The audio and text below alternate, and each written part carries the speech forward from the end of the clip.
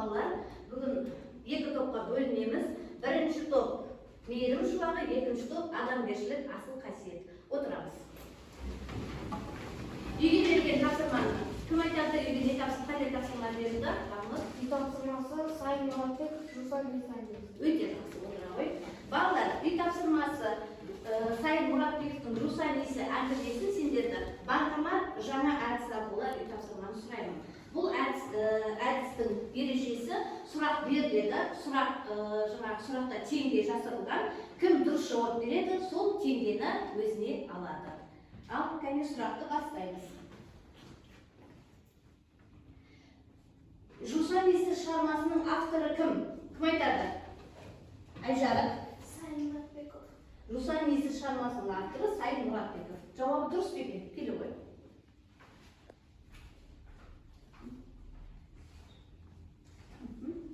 Отыра ғой. Келесі 1000 теңгелік сұрақ бізде. Келесі кім айтады? Сұрақ қойылады қазір. Кім жауап береді? Бақытжан тұра ғой. Ал, келе ғой Бақытжан. Руслан Исаев шығармасының басты кейіпкері кім? Аян. Өте жақсы. Ала ғой бізге. Өте жақсы. Келесі 2000 теңгелік сұрақ бар. Алихан, келе ғой. Ал, оқимыз. Аян сауат ашқаннан кейін соғыстың ағасына не жазды? Хат. Соғыстағы ағасына хат жазды. Жақсы. Ала ғой. Өте дұрыс. Келесі 5000 теңгелік сұрақ бар бізде. Еркебұлан. Аянның ұстазы Иманжан. Өте жақсы. Аянның ұстазы Иманжан. Келе ғой. Аянға кімге? Еркебұланға 5000 теңге отыра ғой. Келесі сұрағымыз 10000 теңгелік сұрақ екен. Динара. Аян халық ауыз әдебиетінің қай түрін шебер айтушы еді? Аян халық ауыз әдебиетінің ертегі түрін шебер айтушы. Өте жақсы. Бұл бізде 10000 теңгелік сұрақ. Өте жақсы. Дұрыс жауап берді. Келесі сұрағымыз бізде соңғы сұрақ 20000 теңгелік сұрақ. Кім айтады? Рамазан. Аян әжесінен айырған соң кімді паналады? Аян бапай шалдың үйінде паналады. Өте жақсы. Келе ғой.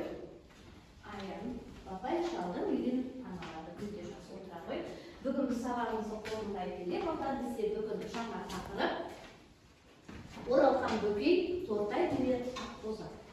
Бүгінгі біздің оқу мақсатымыз балалар 6-3-2-1 кейіпкерлер жүйесін өзара салыстырып баға беру, 6-2-2-1 эпикалық шығармалардағы автор бейнесін анықтау. Бағалау критерийлеріміз: кейіпкерлер жүйесін өзара салыстырып баға бере алады, эпикалық шығармалардағы автор бейнесін анықтай алады. Бүгін балалар біз Оралхан Бөкей туралы және өмірі шығармалары, сонымен қатар Оралхан Бөкейдің Тортай Төре Ақбозат әңгімесінің мазмұнымен танысамыз. Қазір біз бірінші видеороликке назар аударамыз. 20 ғасырдағы қазақ әдебиетінің ең сүре суреткерлерінің бірі ретінде әлемдік танымалдылыққа ие болған қазақ қаламгері Оралхан Бөкей. Оралхан Бөкей 1943 жылы 28 қыркүйекте Шығыс Қазақстан облысы Қатон-Қарағай ауданына қарасты Шыңғыстай ауылында Сұрапыл соғысының отты жылдарында дүниеге келген. Оралдағы еңбек майданында жүрген әкесі Аманкелсін деген ырыммен нәрестенің атын Оралхан деп қояды. Әкесі мен анасы сөзге өте шешен, өнерлі де жандар екен. Оралхан да жастайынан өнерге қабілетті болып өседі. Отбасында 5 қыздың ішінде ұлдан жалғызы болады. Оралхан Бөкей қалалық қызметте істеп жүрген кезде ұялы телефоны бола тұра отбасы мен қарындастарымен тек хат арқылы сөйлескен.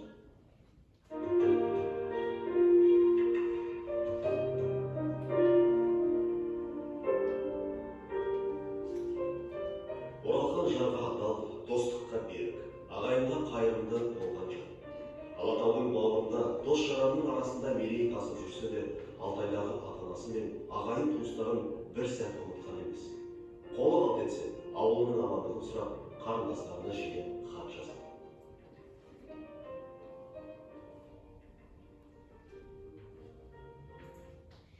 Сонымен қатар, балалар, бұл Оралхан Бөкей аталарым журналист, жазушы болып қалыптасуына жерлес аталарым, яғни жазушы Шерхан Мұртазаның ағалы қамқорлығы ерекше әсер етті. ешкімге белгісіз Шыңғыстайдағы тракторшы баланың бойынан жалындаған талант толқын байқаған Шерхан Мұртаза оны Алматыға жетелеп әкеліп қаламгерлер қауымының қалың ортасына әкеледі. Өмірінің соңына дейін ол журналистика және жазушылықты қатар алып жүрді. Оралхан Бөкейдің шығармалары өте көп. 1970 жылы Қамшыгер атты алғашқы жинағы жазушының атағын шығарды. Сонымен қатар ең үлкен жаңағы әңгімесі Тортай өнер Ақбосат әңгімесі. Оралхан Бөкей есімі дүниесіне танымал жазушы. Оның шығармалары көптеген шет тілдер, яғни орыс, ағылшын, француз, неміс, жапон, араб, қытай тілдеріне аударылған. Оралхан Бөкей 1993 жылы 17 мамырда Үндістан жерінде Делиде қайтыс болған екен. Енді балалар жасанды интеллект әдісі бойынша Оралхан Бөкейдің Тортай өнер Ақбозат Ортай әсіресе мені жақсы көреді. тыңдаймыз. Жанынан бір елі қалдырмайтын. Әкем ферма меңгерушісі, үйде ішім жеңіл болып, ит басына іркі төгіліп жатушы еді. Шешемнің қолынан бір, жолынан екі алып, әр күн сайын 4 айға таситынмын. Ол мені алда тамақ үшін дос болмайтын, қайтарымен аш жүргенім жоқ, әкеле бермейді ұрсатынды. Өз бейгімен көңіл қошы болмаса ләңдеп аузын ашпайтын, әрі құлағы қақас еститін болған соң әңгімеге зауқы бола бермейтін. Тек менімен ғана оңаша сәттерде ағыл тегіл әңгіме құрушы еді. Біздің ауыл салғанын иығында отырған. Шілденің дәл ортасы болса да бұл жерде қоңыр салқын, бұлтсыз күндері тамылжыған тамаша мезгіл басталушы еді. Не ыстық емес, не суық емес жайлаудың жайма шуақ сәтінде төбемен көкпеңбек болып төңкеріліп тұрар аспанға қарағайдың бүршігін лақтырып ойнайсың. Қанша құласаң ауырсынбайтын, қанша құласаң жарқылмайтын күлтеленген күлімсе балапан табанымызға келгендей жұмсақ тиіпші еді-ау. Теңіз бетінен қаншама биік болғанмен, осы салғанның кез келген жеріне жерошақ қазсаң, көлкілдеген су шыға келетін. Әсіресе жаңбырлы күндері қырдан құлаған лайсанға айналып, шошайтып қарағай бөлмеден қиып салған үйлердің мазасын кетіретін.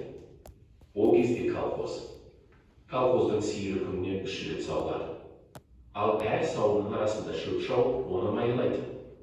Кешке тіпті түні бойы сеператорға сүт тартып, май шайқайтын. Шаршау дегенді білмейтін қыз-келіншектер соғыс жылынан кейінгі бейбіт күннің шуағына жылынып сызылта ән салатын. Тай арасында жылтылдатып от жағып, ән шырқағанда лаулаған жалын бақсыдай тілін жалаңдатып күйшертіп, тау-тасты күңірентіп тұрғандай әдемі сезілуші еді-ау. Жақсы. Балалар, енді біз топпен тапсырма береміз қазір.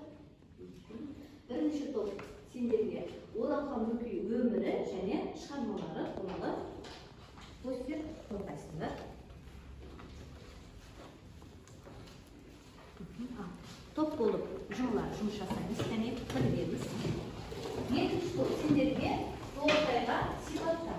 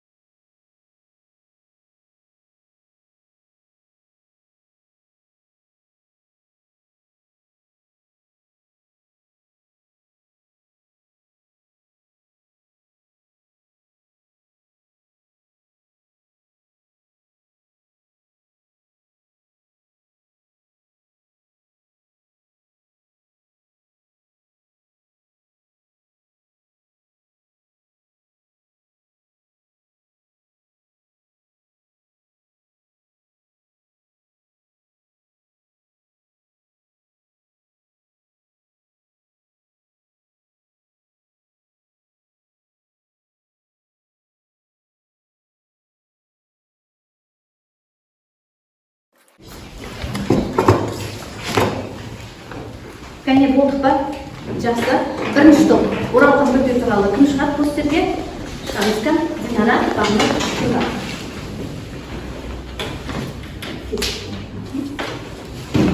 Екінші топ. Назар аударамыз. Болды, жиналамыз. ешнәрсе орындалмаймыз, ешқандай тапсырманы. Бірінші топтың постерін мұқият тыңдаймыз.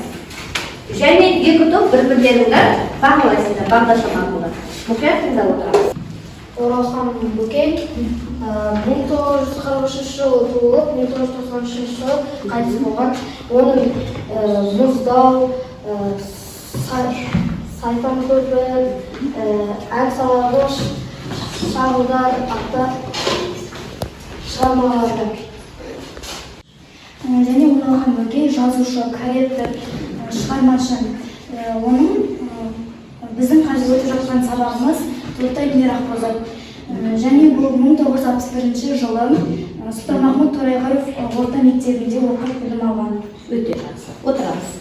Келесі екінші топ адамгершілік асыл қасиет болды. Сендердің постерлерді тыңдаймыз. Кәне?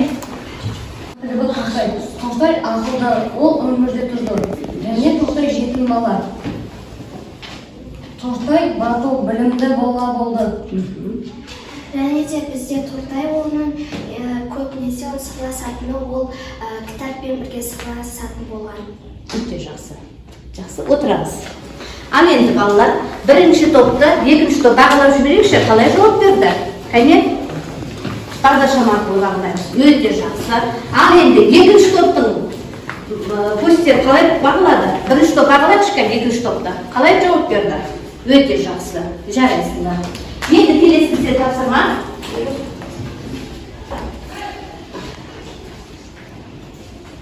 Екінші тапсырма бізде балалар.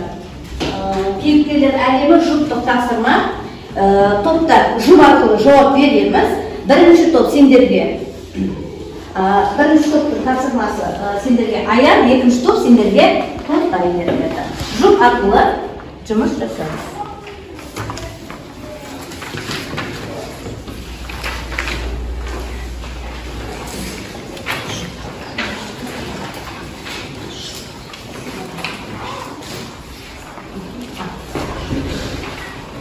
Жұмыс. 2 минут уақыт беріледі. Жылдам аянға мінездеме береміз. Оның сырт кететін мінезі, арманы мен қызығушылығы, ерекше әрекеттері қандай? Бірінші топ аянға, екінші топ Тортайға. Жылдамдатамыз. Жұппен жұмыс, жұп болып ақылдасамыз. Кәне? Кәне, бірінші топ жұптық жұмыс оқимыз. Мақшан Нұрбал. Кәне? Аян, сырт келбеті таза. Мінезі тапқыр, ақылы салмақты. Жақсы.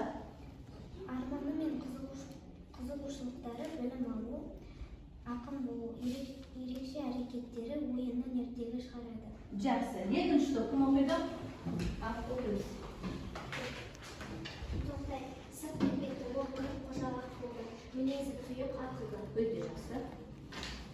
Тортайдың арманы оқып жазушы болу болды. Азанның ерекше әрекеттері азаннан кешке дейін кітап оқу. Жақсы, өте жақсы. Отыра ғой. Енді кәне Бақытжан мен Айжарықты бағалайықшы кәне. Қалай жауап берді? Бақытжан мен Айжарық қалай жауап берді? Кәне? Тез бағалайық. Өте жақсы. Ал Нұрбал мен Мағжанды бағалаймыз. Кәне? Қалай жауап берді? Нұрбал мен Мағжан. Өте жауап берді. Отыр. Жақсы. Енді бізде келесі тапсырма сәйкестендіру тапсырмасы балалар. Бұл топпен жұмыс жасаймыз. Мен сендерге қазір сәйкестендіру кестесін ортаға тастаймын. Кәне жұп болып тапсырма орындаймыз. Сызамыз.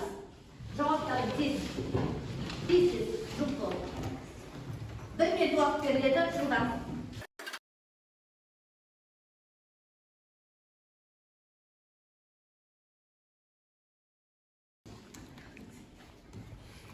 Жақсы, доғарамыз кән. Тоқтатамыз. Тоқтатамыз кәне. Ал кән. Сәйкестендіру кестесі бойынша бірінші топ Бағнұр оқимыз қазір. Екінші топтан Рамазан оқисын. Содан кейін жауаптары дұрыс па екенін тексереміз. Бағнұр оқы. Тортай кімді жақсы көрді? Тортай Орашты жақсы көрді. Ферма меңгерушісі кім? Досының әкесі. Тортайдың дүниедегі пір тұтатын, сырласатын жалғыз нәрсе кітап. Салық салған қай жақтағы елді мекен? Монғолияның бергі жағы. Жақсы. Тортай кімді жақсы көрді? Ораштан. Ферма меңгерушісі кім? Досының әкесі. Тортай дүниедегі бір тұтардың сырласатын жалғыз нәрсесі. Кітап. Тортай менен Ақбозат тақымынан кеткенде еді. Есіне қайтаруға кеш еді. Ол кімнің ойы еді? Досының ойы еді. Отыр. Жақсы. Ал енді тексереміз жауапты балалар. Кәне, дұрыс па екен? Біріншінің жауабы ораш екен, екінші дұрыс, досының әкесі дейді. Үшінші бізде Тортай дүниеде пір тұтатын, сырласатын нәрсе ол жалғыз кітап екен. Салғысталған қай елді мекен екен? Монғолияның аймағы екен. Өте жақсы. Жауаптарың дұрыс. Бірінші топ, екінші топ басқармақ арқылы мен бағалаттым. Өте жақсы. Келесі тапсырма бізде. Енді балалар бізде кітаппен, жаңа оқулықпен, постермен жұмыс жасадық ауызша. Енді бізде жеке дәптермен жұмыс. Тортай менен Ақбозат әңгімесінен көркемдегіш құралдар табамыз. Бірінші топ теңеу және тұрақ сөз тіркесі, екінші топ егеде және мақал мәтелді табамыз. Дәптермен жұмыс жасаймыз. Кәне, жылдан. Дәптерді ашамыз. 2 минут уақыт беріледі. Жылдан.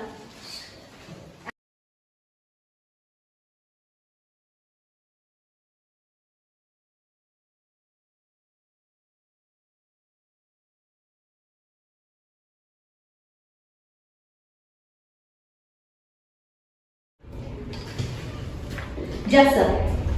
Ал бірінші топтан оқимыз Динара.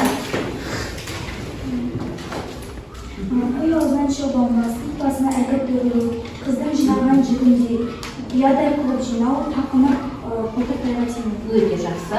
Тағы толықтырамыз ба? Нұрбал, толықтырып жіберейік кәне.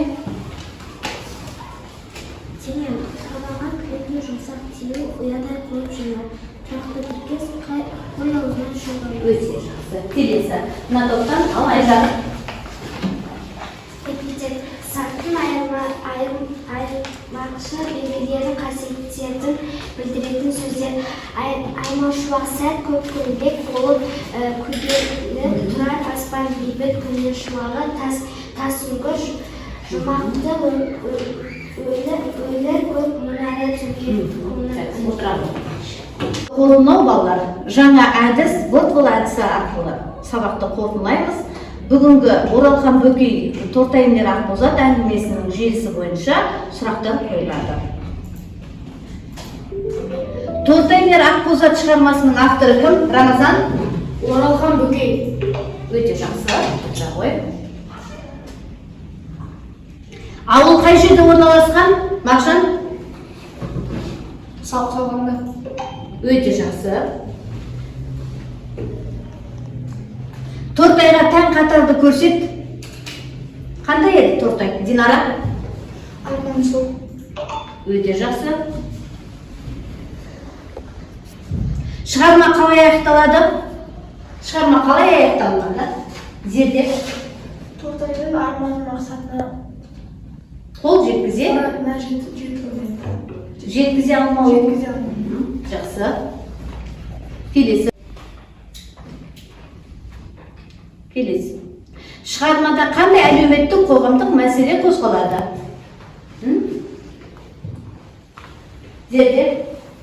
соғыс салдарынан тағдырдың тауқыметін тартқан жетім балалар тағдыры. Өте жақсы.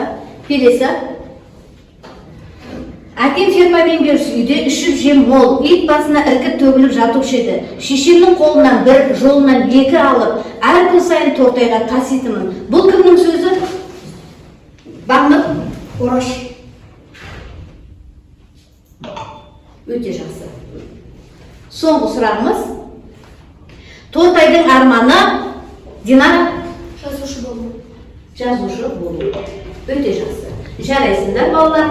Бүгін бізде енді сабағымыз үйге тапсырма беремін. Тортайға хат жазу, яғни сөз саны 50-60 сөз. Яғни хат құрылымын сақтаймыз. Ойымызды дұрыс тұжырымдаймыз. Орфографиялық талап, яғни өте таза, қатесіз, сауатты жазамыз. Енді балалар, кері байланыс, біз Бүгін сабақ сендерге ұнады ма? Яғни киіз үй ұлттық құндылығымыз сабақ қалай ұнағанымыз болса, маған бәрі түсінікті киіз үйіне жатсырыңыз. Кәне жылдам.